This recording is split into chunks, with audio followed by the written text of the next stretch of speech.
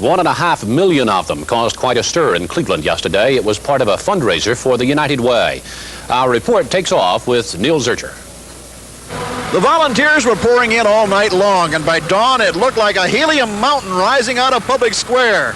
Inside the balloon mountain, thousands of volunteers were working as fast as they could to keep adding to the 1.5 million needed to set a new world's record. A record that nearly escaped them when a storm late last night caused the release of several thousand balloons.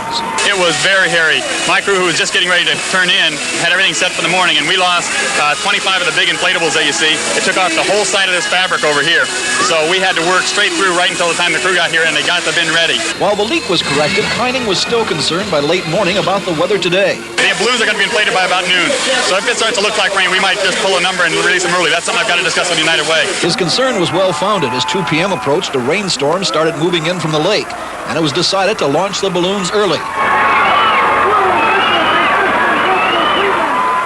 The balloons, like a giant cloud, rose over the square, while others tumbled and danced against the buildings.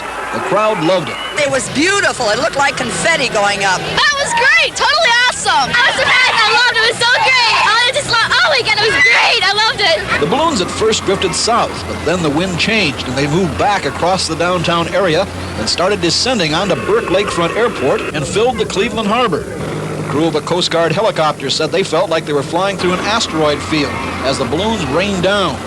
The rainstorm was blamed for the short-lived flight of the balloons, which had been expected to spread far and wide after being released. That's our report this half hour. Thanks for joining us. I'm Dave Walker. Around the world in 30 minutes, this is Headline News.